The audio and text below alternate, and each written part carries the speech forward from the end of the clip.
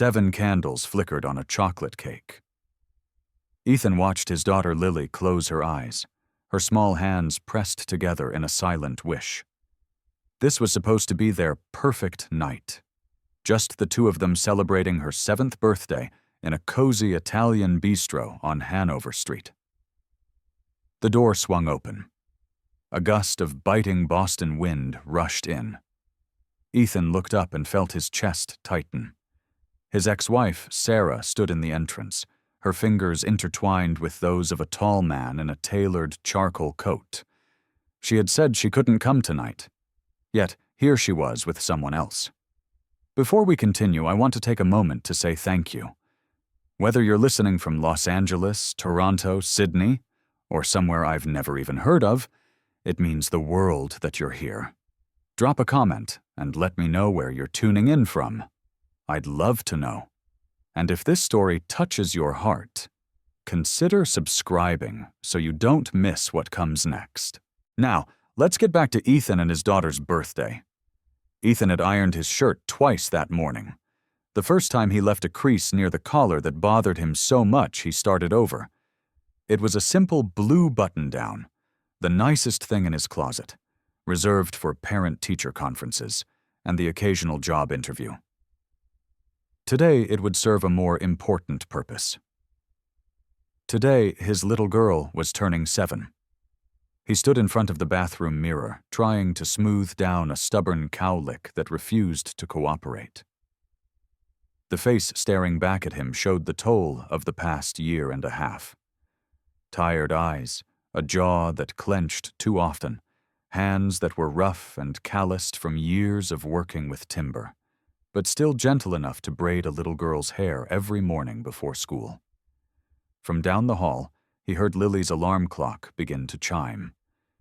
Ethan had been awake since 5:30, practicing star-shaped pancakes from a video he'd watched the night before. The first 3 attempts looked like lumpy blobs. The 4th finally resembled something celestial. He arranged them on her favorite teal plate, stuck a single candle in the center, and waited outside her bedroom door. When Lily emerged, still rubbing sleep from her eyes, her face transformed into pure joy. "Daddy, you made me star pancakes." She blew out the candle right there in the hallway, squeezing her eyes so tight that little wrinkles formed across her nose. Ethan wondered what she wished for. He hoped it was something within his power to give. New markers, a trip to the aquarium, anything but the one thing he knew she wanted most. Their apartment was small, but full of love. 2 bedrooms on the 3rd floor of a brick row house, where the radiator clanked loudly in winter, and the neighbors watched Red Sox games too loud on weekends. Ethan had done everything he could to make it feel like home for Lily.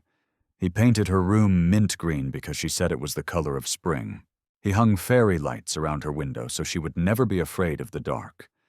He built her a bookshelf shaped like a cloud, each curve holding her favorite stories. It wasn't much, but it was theirs. The divorce had been finalized a year and a half ago, though the unraveling began long before any papers were signed. It started with a phone call. Sarah's voice shaking on the other end of the line, telling him that her mother had been diagnosed with late-stage cancer. The doctors gave her 6 months, maybe less. Sarah had to go. Her mother lived 500 miles away in Ohio, alone with no one else to care for her. Ethan understood. Of course he understood, but he couldn't follow. His carpentry business depended on contracts in the city, relationships he had spent years building. He was the only one bringing in steady income. If he left, they would lose everything. So Sarah went alone. They tried to make the distance work. Phone calls every night after Lily went to bed. Video chats on weekends, where they would prop up their phones and pretend they were having dinner together. For the first few months, they still said, "I love you," before hanging up. They still made plans for when she would come home. But 8 months of separation has a way of wearing people down. Sarah was exhausted from watching her mother fade away, from the endless hospital visits and sleepless nights. Ethan was exhausted from raising Lily alone while keeping his business afloat, from being both father and mother, and somehow never feeling like enough. Slowly, the phone calls grew shorter. The "I love you" became "talk tomorrow." The plans for reunion became vague and distant, pushed further into a future neither of them could see clearly. When Sarah's mother finally passed, something had already died between them too. She moved back to Boston a few weeks later. Ethan remembered the day she came to pick up the rest of her things. They stood in the living room they had once shared, surrounded by boxes and silence. Neither of them shouted. Neither of them cried. They simply looked at each other and acknowledged what they both already knew. "I still love you," Sarah had said quietly. "But I don't know how to be your wife anymore." Ethan had nodded, not trusting himself to speak. He wanted to fight for her. He wanted to beg her to stay, to try again, to remember what they had before everything fell apart. But he saw the exhaustion in her eyes, the weight she was carrying, and he knew that asking her to stay would only break her further. So he let her go. They agreed on shared custody. Alternate weeks, holidays split evenly. Everything arranged with the precision of two people trying very hard to be civilized. Sarah took a nursing job at General Hospital, working night shifts so she could spend days with Lily during her weeks. Ethan never stopped loving her. He kept this truth locked away in a place he never visited. He didn't speak about it to friends. He didn't let it show during their brief exchanges at the doorstep when they handed Lily back and forth. He trained himself not to notice the way Sarah's hair caught the light, or how her laugh still sounded exactly the same as it did on their first date. Loving her from a distance had become another kind of work. Invisible, exhausting, necessary. On the morning of Lily's birthday, Ethan checked his phone while she was getting dressed. A message from Sarah waited on the screen. "I can't make it to dinner tonight. I need to prepare something important. I'm sorry. Kiss Lily for me." Something important. Ethan read the words 3 times, searching for meaning between the lines. He wanted to ask what was more important than their daughter's birthday. He wanted to call her and hear the explanation in her voice. But their relationship had become a careful dance of boundaries, and he had learned not to cross the invisible lines. He typed back a simple response. "I'll tell her. Hope everything goes well." Then he put the phone away and focused on making the day special enough for both of them. That afternoon, while Lily was watching cartoons, Ethan went to tidy her room. He picked up scattered markers and straightened the blankets on her bed. As he fluffed her pillow, a folded piece of paper slipped out from underneath. It was a brochure for the Beacon Hill Young Artists Academy. Ethan recognized it immediately. Lily had mentioned this place months ago, her eyes shining with that particular light children get when they discover something that speaks to their soul. "They teach you how to paint like real artists, Daddy, with real canvases and everything. Maybe one day I can go there." He had changed the subject then, pretending to be distracted by something on the stove. He didn't know how to tell her that one day might never come. The tuition was listed on the back of the brochure. $3,000 per year, more than he could spare after rent, utilities, groceries, and the endless small expenses that came with raising a child alone. Ethan stared at the brochure for a long moment. Then he folded it carefully and slid it back under her pillow, exactly where she had hidden it. Some dreams had to wait. That evening, he helped Lily into her favorite velvet dress, the one with tiny daisies embroidered along the hem. She twirled in front of the mirror, watching the skirt spin around her legs. "Do I look pretty, Daddy?" "You look beautiful, baby girl. The most beautiful 7-year-old in the whole world." She beamed at him, And for a moment, Ethan forgot about all the things he couldn't give her. In that smile, in that simple joy, everything felt like enough. The drive to the restaurant took 15 minutes. Ethan had chosen this place deliberately. It was a small Italian spot on Cedar Avenue, nothing fancy, with red checkered tablecloths and candles stuffed into old wine bottles. The kind of place where the waitress called everyone honey, and the bread baskets were always overflowing. It was also the place where he had proposed to Sarah 8 years ago. He didn't know why he kept coming back here. Maybe he was punishing himself. Maybe he was holding on to something that should have been let go long ago. Or maybe this restaurant with all its memories was the only place that still felt like the family they used to be. Lily slid into the corner booth, her legs swinging freely because her feet couldn't reach the floor. She studied the menu with intense concentration, even though Ethan knew she would order the same thing she always did. "Daddy, do you think Mommy is thinking about me right now?" The question came out of nowhere, soft and tentative. Ethan reached across the table and covered her small hand with his. "I know she is, sweetheart. Mommy always thinks about you. Even when she can't be here, you're always in her heart." Lily nodded slowly, accepting this answer, the way children accept things they don't fully understand but choose to believe anyway. The waitress brought out the cake Ethan had ordered in advance, chocolate with lavender icing, just the way Lily liked it. 7 candles arranged in a careful circle. The staff gathered around the table, and the familiar melody of Happy Birthday filled the small restaurant. Ethan watched his daughter's face glow in the candlelight. She looked so much like her mother in that moment. The same wide eyes, the same gentle curve of her smile, the same way she pressed her hands together when she was about to make a wish.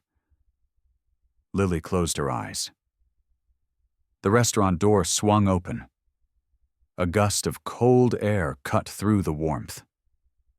Ethan turned instinctively, and everything inside him went still. Sarah stood in the doorway. She was wearing the emerald dress he had always loved, the one that made her eyes look like sea glass. Her hair was down, falling in soft waves around her shoulders. She looked beautiful. She looked nervous. And she was not alone. A man stood beside her, tall and polished in a navy suit. His hand rested on the small of her back with an ease that spoke of familiarity. He leaned close to whisper something in her ear, and Sarah nodded, a small smile crossing her lips. Ethan couldn't breathe. She said she had something important to do. She said she couldn't come tonight. And yet, here she was, walking into their restaurant with another man's hand on her body like it belonged there. Lily's eyes flew open. "Mommy!" The word broke the spell. Sarah's gaze snapped to the corner booth, and for one unguarded second, Ethan saw something flicker across her face. Surprise. Guilt. The panic of someone caught in a moment they weren't ready to explain. She recovered quickly, her expression smoothing into a bright smile as she walked toward the table. "Happy birthday, sweetheart. I wanted to surprise you." But Ethan barely heard her. His eyes were fixed on the man following behind her. The silver watch on his wrist, the confident way he moved, the way he looked at Sarah like she was something precious. Lily was smiling now, confused but happy to see her mother. She didn't notice her father's white-knuckled grip on the edge of the table. She didn't see the way his jaw had tightened or how he was forcing every muscle in his face to remain neutral. She said she couldn't come because of something important. And now Ethan understood. This man was the important thing. Everything he had been holding together for the past year and a half, all the careful walls he had built around his heart began to crack. But he didn't let it show. He would not ruin his daughter's birthday.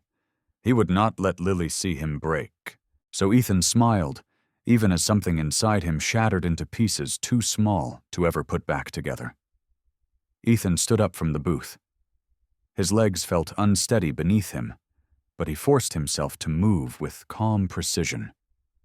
He nodded once at Sarah, a gesture so controlled it barely qualified as acknowledgement, then turned his attention to the man beside her. "Ethan," he said, extending his hand. His voice came out flat, professional, the voice he used with difficult clients. The man shook it firmly. "Adrian, it's nice to finally meet you. Sarah has told me a lot about you." Finally. The word lodged itself in Ethan's chest like a splinter. How long had this been going on?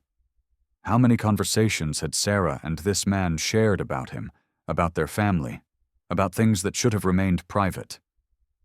"Has she?" Ethan replied. It wasn't a question. Sarah stepped forward quickly, her smile too bright, her movements too eager. She kissed Lily on the forehead and settled into the booth beside her daughter, pulling her close. "I'm so sorry I'm late, baby.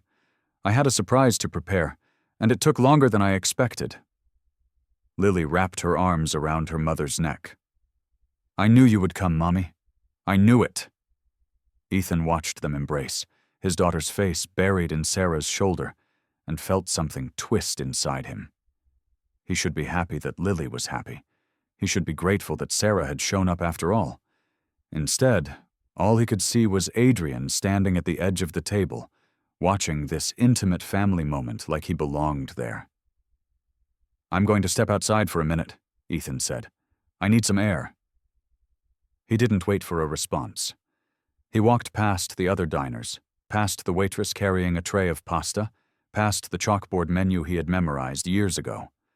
The door swung shut behind him, and the cold night air hit his face like a slap. Ethan leaned against the brick wall of the restaurant, his breath coming out in visible puffs.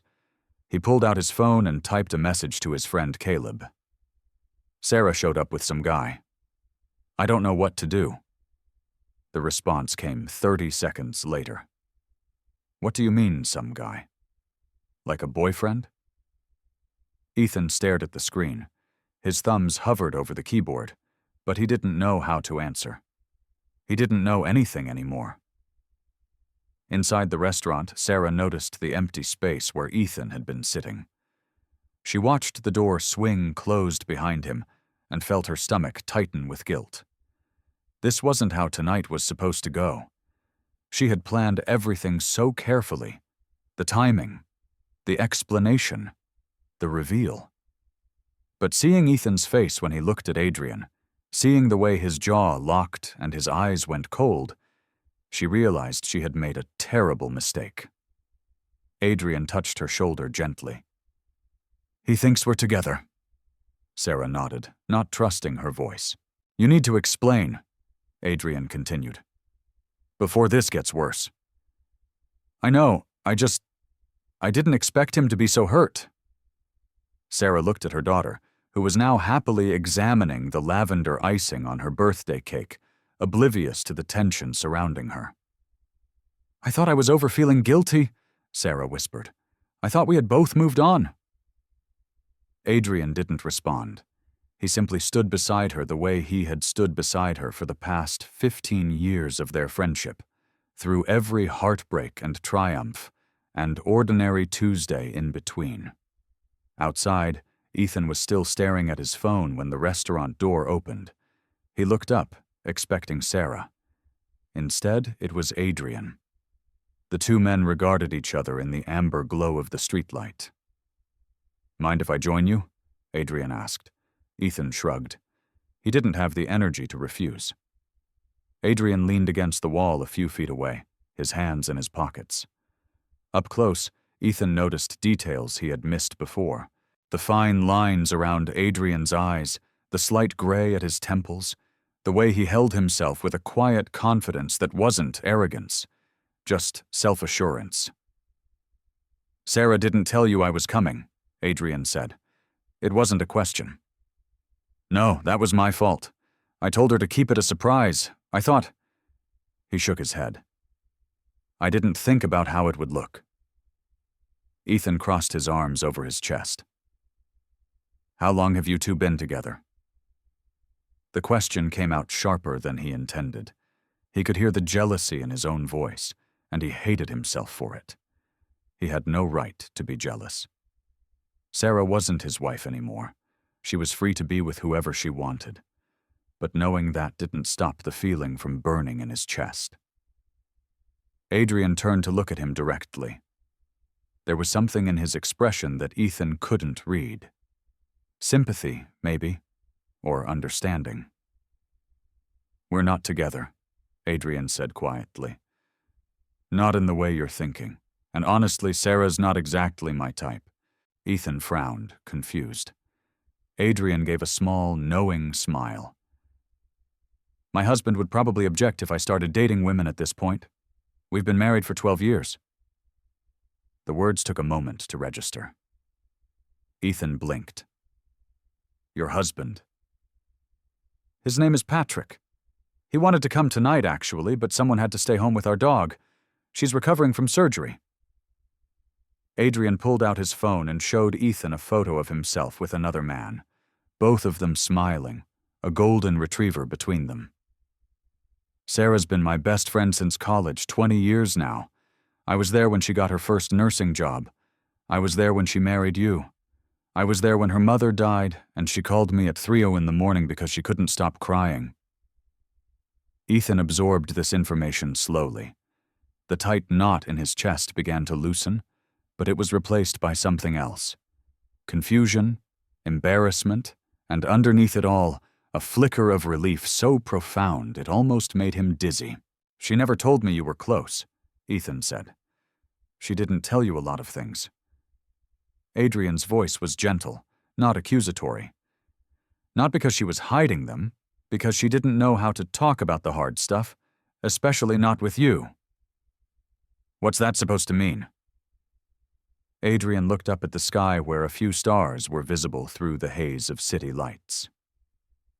"When Sarah moved back after her mother passed, she was in a bad place.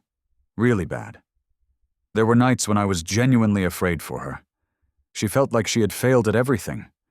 Failed to save her mother. Failed to save her marriage. Failed to be the kind of person you and Lily deserved." Ethan felt something cold settle in his stomach. "I didn't know it was that serious." "She didn't want you to know. She thought you had enough to deal with. Raising Lily alone, running your business. She didn't want to add her broken pieces to your plate." They stood in silence for a moment. Inside the restaurant, Ethan could hear the muffled sounds of other diners laughing, glasses clinking, life continuing as normal. "Why are you telling me this?" Ethan finally asked. Adrian turned back to face him. "Because I've watched Sarah carry this weight for 2 years. And I've watched her never stop loving you. Even when she convinced herself she had to let you go. Tonight was supposed to be a good thing. She's been planning it for months. But she's terrible at explaining her feelings, and I'm even worse at reading a room." Before Ethan could respond, the restaurant door burst open. Sarah stepped outside, her face pale. "Ethan, something's wrong with Lily." All other thoughts vanished. Ethan pushed past Adrian and rushed back inside, his heart pounding. Lily was standing by the table, her face streaked with tears. When she saw her father, she ran toward him and threw her arms around his legs, sobbing. "Baby, what happened? What's wrong?" The words came out between hiccups and gasps. I heard Mommy talking. She said she's going to move away. She's leaving. She's leaving and never coming back." Ethan knelt down so he was at eye level with his daughter. Her small body was shaking, her breaths coming in ragged bursts. "Lily, sweetheart, calm down. Tell me exactly what you heard." Sarah had followed them inside. She stood frozen a few feet away, her hand over her mouth. "I heard her on the phone," Lily cried. "She said everything is ready. She said after tonight she's going to move. She's going away, Daddy. She's going to leave us just like before." Ethan looked up at Sarah. Her eyes were red, threatening to spill over. "That's not... Lily, baby, that's not what I meant." But Lily wasn't listening. She buried her face in Ethan's chest, her small fingers clutching his shirt so hard it hurt. "I don't want Mommy to go. I don't want her to leave again. It's all my fault. It's because of my birthday. I made everyone sad." The words hit Ethan like a physical blow. His 7-year-old daughter on her birthday believing that she was the cause of her parents' pain. He held her tighter, one hand cradling the back of her head. "No, baby, no, none of this is your fault. Do you hear me? None of it." Sarah stepped forward and knelt beside them both. Tears were streaming down her face now, but her voice was steady. "Lily, look at me." Slowly, reluctantly, Lily lifted her head. Her eyes were red and swollen, her cheeks wet. "I'm not leaving you," Sarah said. "I would never leave you. When I said I was moving, I meant I was moving my work schedule. I'm going to switch from night shifts to day shifts so I can spend more time with you, so I can take you to school and pick you up and be there when you need me." Lily stared at her mother, confusion and hope warring on her small face. "You're not going away?" "No, baby, I'm staying right here. I will always stay right here." The little girl looked at her father, seeking confirmation. Ethan nodded. "Mommy's not going anywhere, sweetheart. She loves you more than anything in the world." Lily's lower lip trembled. Then she reached out and grabbed Sarah's hand, pulling her mother into the embrace. For a moment, the three of them stayed like that, huddled together on the floor of a small Italian bistro, while other diners pretended not to watch. Ethan could feel Sarah's shoulder pressed against his. He could smell her shampoo, the same vanilla scent she had used for years. Her fingers brushed against his arm as she held their daughter, and the touch sent electricity through his skin. He had spent 1.5 years training himself not to feel this way. It took less than a minute to undo all of it. When Lily's sobs finally quieted, Sarah pulled back and wiped her eyes with the back of her hand. "There's something else I need to tell you both," she said. "Something I should have explained from the beginning." She reached into her purse and pulled out a white envelope. "Lily, do you remember the art center you told me about? The one where they teach children to paint on real canvases?" Lily's eyes widened. She nodded slowly. Sarah placed the envelope in her daughter's hands. "Open it." Lily's fingers fumbled with the seal. Inside was a folded letter and a glossy brochure that Ethan recognized immediately. The Beacon Hill Young Artists Academy, the same brochure he had found under her pillow that afternoon. "I've been working extra shifts for 6 months, Sarah said. "Every night shift, every holiday I could pick up. I saved enough for a full year of tuition. And Adrian—" She looked over her shoulder at the man who had quietly returned and was now standing by the door. "Adrian runs the art center. He agreed to put you in their advanced program even though you're younger than most of the students, because I showed him your drawings, and he said you have real talent." Lily stared at the letter, then at her mother, then at Adrian, then back at the letter.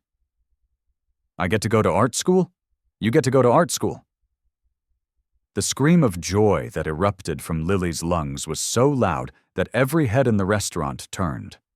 She threw her arms around Sarah's neck, then around Ethan's neck, then ran across the room to hug Adrian's legs, even though she had only met him an hour ago. Ethan stayed on the floor for a moment longer, the pieces finally clicking into place. The mysterious message about something important. The secrecy. The man at Sarah's side. It had never been what he thought. It had never been about replacing him. It had been about Lily. It had always been about Lily. He looked up at Sarah, who was watching their daughter dance around the restaurant in uncontainable joy. "You worked night shifts for 6 months, he said quietly. "All those times you said you were too tired to talk. All those dark circles under your eyes." Sarah met his gaze. "I wanted to give her something she couldn't get any other way, Something that would make her believe that dreams can come true. Ethan stood up slowly. His legs still felt unsteady, but for a different reason now. Why didn't you tell me? I could have helped. I could have. You've been doing everything alone for 2 years, Sarah interrupted gently. Taking care of her, providing for her, being everything she needs. I wanted to do something on my own. I wanted to prove that I could still be a good mother, even if I couldn't be a good wife. The words hung between them. Ethan felt the walls he had built, the ones that had held him together for so long, begin to crumble. Across the room, Lily was showing Adrian her star pancake technique, her earlier tears completely forgotten. The waitress was bringing out extra bread, charmed by the little girl's enthusiasm. The restaurant had returned to its normal rhythm, as if the crisis of the past hour had never happened. Sarah stepped closer to Ethan. When she spoke again, her voice was barely above a whisper. I didn't come here to hurt you. I came here to surprise Lily, but I think I ended up hurting you anyway, and I'm sorry. Ethan shook his head. You didn't hurt me. I hurt myself. I saw you with Adrian, and I assumed the worst because... He stopped, searching for words. Because I've been waiting for you to move on. I've been waiting for the day you find someone else, and I have to pretend to be happy about it. And when I thought that day had come, I realized I'm not ready. I don't think I'll ever be ready. Sarah's breath caught in her throat. Ethan, I know we're not together anymore. I know I don't have any right to feel this way, but I need you to know that I never stopped. Daddy, Mommy, come look! Lily's voice cut through the moment. She was waving at them from across the room, holding up a piece of paper she had been drawing on with borrowed crayons. Ethan and Sarah exchanged a glance. Whatever had been about to be said dissolved into the air, unfinished. They walked over to their daughter together. Lily proudly displayed her artwork. It was a simple drawing done in crayon on a napkin, 3 figures holding hands. A tall one on the left labeled Daddy in crooked letters. A tall one on the right labeled Mommy, and a smaller one in the middle labeled Me. It's our family, Lily announced. Ethan felt his throat tighten. It's beautiful, sweetheart. Sarah knelt down beside Lily, studying the drawing with serious attention. Is this what you wished for when you blew out your candles? Lily shook her head. No, I can't tell you what I wished for, or it won't come true. She looked at the drawing again, then back at her parents with an expression that seemed far too old for 7 years. But this isn't a wish. This is what's real. Even if you and Daddy don't live together anymore, in my heart, we're still a family, right? Neither Ethan nor Sarah could speak. Lily took their silence as uncertainty. Her small face grew serious. I know you got divorced. I'm not a baby. I understand that you're not married anymore. She pressed the drawing into Ethan's hands. But that doesn't mean we're not a family. I don't need you to get back together. I just need you to not hate each other. Can you do that? Ethan looked at Sarah. Sarah looked at Ethan. 1.5 years of careful distance. 1.5 years of polite exchanges and avoided glances and feelings stuffed so deep they had almost suffocated. And now their 7-year-old daughter was asking them for the one thing they had both been too afraid to offer. We don't hate each other, baby, Sarah said softly. We never did. Your mother is right, Ethan added. We could never hate each other. Not when we both love you so much. Lily considered this for a moment. Then she nodded, apparently satisfied. Good. Now can we eat cake? I'm hungry. The tension broke. Sarah laughed, a sound that Ethan hadn't heard in almost 2 years. It was like hearing a song he had forgotten he loved. Yes, Sarah said. Let's eat cake. They returned to the booth together. The chocolate cake sat in the center of the table, its 7 candles now melted stubs in a pool of lavender icing. Lily didn't seem to mind. She climbed into her seat and pulled the cake toward her, already reaching for the knife. "I want the corner piece with the most frosting," she announced. Ethan sat down across from her. Sarah slid into the seat beside their daughter. Adrian remained standing by the edge of the table, watching the scene with a quiet smile. "I should probably go," Adrian said. "This seems like a family moment." Lily looked up sharply. "But you're part of the surprise, Uncle Adrian. You have to stay and eat cake with us." The title came out naturally, as if Lily had already decided that this stranger belonged in her world. Ethan noticed the way Adrian's expression softened at the word uncle. "I don't want to intrude," Adrian said, glancing at Ethan. Ethan surprised himself with his response. "Stay. You came all this way for Lily's birthday. The least we can do is give you some cake." Adrian hesitated for only a moment before pulling up a chair from a nearby table. He sat at the end of the booth, completing the strange new geometry of this evening. Sarah cut the cake into careful slices. She gave Lily the corner piece as promised, then served Ethan, then Adrian, before taking a small slice for herself. The chocolate was rich and sweet, but Ethan barely tasted it. His mind was still processing everything that had happened in the past hour. "So, you run an art center?" Ethan said to Adrian. It wasn't quite an olive branch, but it was something. Adrian nodded. "Started it about 8 years ago with my husband Patrick. Mostly we work with kids who don't have access to traditional art education. Lily's drawings caught my attention the first time Sarah showed them to me. She has a real eye for color. She gets that from her mother." The words came out before Ethan could stop them. Sarah looked up, surprised. Their eyes met across the table, and for a moment the busy restaurant around them faded into background noise. Lily, oblivious to the undercurrents, was happily smearing frosting on her nose. "Daddy, when do I start art school?" Ethan looked at Sarah for the answer. "Next month," Sarah said. "Classes are on Saturday mornings. I'll be the one taking you since I'm switching to day shifts. Can Daddy come too sometimes?" The innocent question hung in the air. Ethan and Sarah both hesitated. "I don't see why not," Sarah finally said. "If Daddy wants to." "I'd like that," Ethan replied quietly. Lily beamed as if she had just received another birthday present. She went back to demolishing her cake, unaware that she had just brokered a small peace treaty between her parents. The waitress came by to refill water glasses. She smiled at the table, clearly charmed by the little girl with frosting on her face. "Is this a birthday party? Happy birthday, sweetheart." "Thank you," Lily said politely. "My mommy gave me art school for my birthday, and my daddy made me star pancakes this morning." "Well, aren't you lucky to have such wonderful parents?" Lily nodded solemnly. "I know." When the waitress left, Sarah reached into her bag and pulled out a small cardboard box.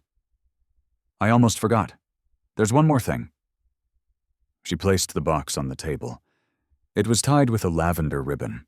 "What is it?" Lily asked, her eyes wide. "Open it and see." Lily untied the ribbon with eager fingers. Inside the box was a second cake, much smaller than the first. It was clearly homemade, the frosting slightly uneven, decorated with strawberries arranged in the shape of a heart. "I know you like strawberry better than chocolate," Sarah said. "So I made this one myself. I'm not much of a baker, but I wanted to give you something that came from my own hands, not just my wallet." Lily stared at the cake, with an expression that Ethan had never seen before. It was the look of a child who understood, perhaps for the first time, that love could take many different forms. "You made this for me?" "Every bit of it. The frosting took me 3 tries. I hope it tastes okay." Lily threw her arms around Sarah's neck. "I love it, Mommy. I love it so much." Sarah held her daughter close, her vision blurring with tears. She refused to let them fall. Ethan watched them embrace.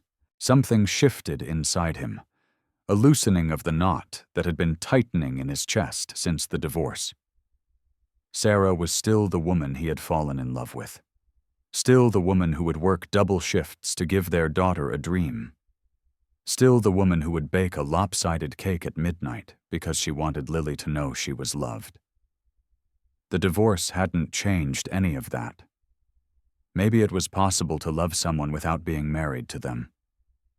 Maybe it was possible to be a family without sharing a home. "We should light the candles," Ethan said. Sarah looked at him. "There are no candles on this one. I forgot to buy them." Ethan reached into his pocket and pulled out a small box of birthday candles. He had bought extras just in case. "I've got you covered." Their fingers brushed as he handed her the box. Neither of them pulled away. Sarah placed 7 candles on the strawberry cake, and the waitress, who had been hovering nearby, offered to light them. Once again, the staff gathered around the table. Once again, the familiar melody of Happy Birthday filled the restaurant. Lily closed her eyes and made her second wish of the evening. When she blew out the candles, Ethan could have sworn he saw her glance at both her parents before opening her eyes. "What did you wish for this time?" Sarah asked. Lily shook her head firmly. "Can't tell or it won't come true." "Fair enough." Adrian stood up from his chair. "I really should be going now. Early flight tomorrow. Patrick's waiting up for me." Lily scrambled out of the booth and wrapped her arms around his waist. "Thank you for my art school, Uncle Adrian. I'm going to be the best painter in the whole class." Adrian knelt down to her level. "I don't doubt that for a second. I'll see you at orientation next month." "Okay. Patrick might come too. He makes really good cookies." "Okay." He straightened up and shook Ethan's hand again. This time, the gesture felt genuine. "Take care of them," Adrian said quietly. "Both of them." Ethan nodded. He didn't need to ask what Adrian meant. Sarah walked Adrian to the door. They exchanged a few words that Ethan couldn't hear, and then Adrian was gone, disappearing into the cold night outside. Sarah stood at the entrance for a moment, watching him go before turning back to the table. The restaurant was beginning to empty. Other families were gathering their coats and paying their checks. The waitress was clearing tables with practiced efficiency. Ethan looked at his watch. It was almost 9 Augs. Lily should have been in bed an hour ago. "We should get going," he said. "It's way past someone's bedtime." Lily predictably protested. "But I'm not tired. I don't want the party to end." "All good things have to end, sweetheart. That's what makes them special." Sarah began gathering the leftover cake into takeout boxes. Ethan counted out bills for the check. Their movements were coordinated, unconscious, the muscle memory of 2 people who had once shared a life. When everything was packed up, they walked out of the restaurant together. The night air was crisp and cold, carrying the faint smell of approaching winter. Lily held both their hands, swinging between them like she used to do when she was 3 years old. "This was the best birthday ever," she declared. "Yeah." Ethan smiled down at her. "Better than the one where we went to the water park." "Way better, because both of you were here."